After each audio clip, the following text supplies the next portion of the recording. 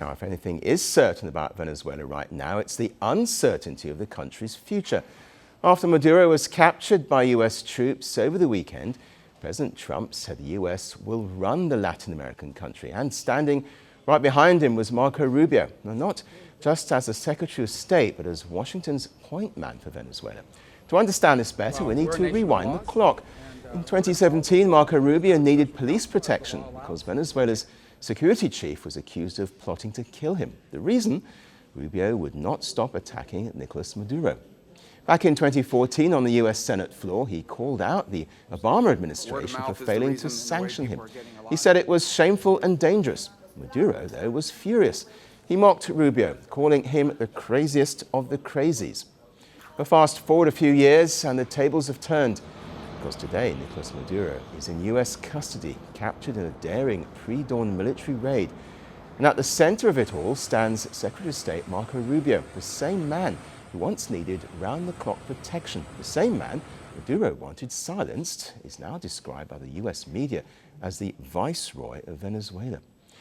Rubio today is not just the US Secretary of State, he's also the acting National Security Advisor and the US archivist. But this isn't just about power, it's personal.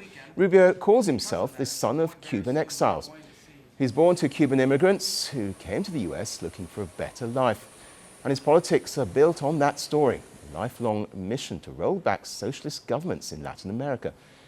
During President Trump's first term, Rubio was known as the virtual Secretary of State for Latin America.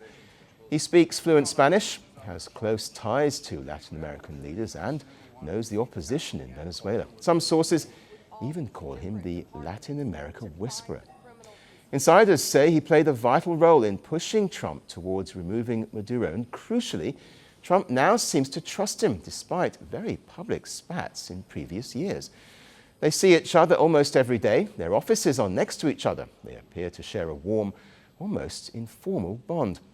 So when Trump announced Maduro's arrest, it was clear that Rubio and Defense Secretary Pete Hegseth were going to take center stage in his plans. The group you mentioned that would run Venezuela. Well, it's largely going to be, for a period of time, the people that are standing right behind me. We're going to be running it. We're going to be bringing it back. It's a dead, I talk about a dead country. But notice who wasn't there, Vice President J.D. Vance. He was a prominent face absent from the Mar-a-Lago footage when President Trump gave the go-ahead for the military operation. However, there was speculation that Vance's absence was strategic. Too many big guns on show may have alerted Venezuelan intelligence. And when the president was asked to choose between Rubio and Hegseth, he shut it down. They're equal, he said. But politics isn't just about words, it's about presence. As Maduro now languishes in US custody, Marco Rubio is already looking past him, because for him, this was never the final act. It was just one victory and perhaps a rehearsal for the even bigger battles to come. The world doesn't fit in boxes, so why should your news? From battlefields to negotiation tables, from internet outrage to real-world injustice. The conversations everyone is having and the ones they're avoiding. It's the same show, but this new year, Firstpost America gets a new look. I'm Kerry Johnston, and this is Firstpost America.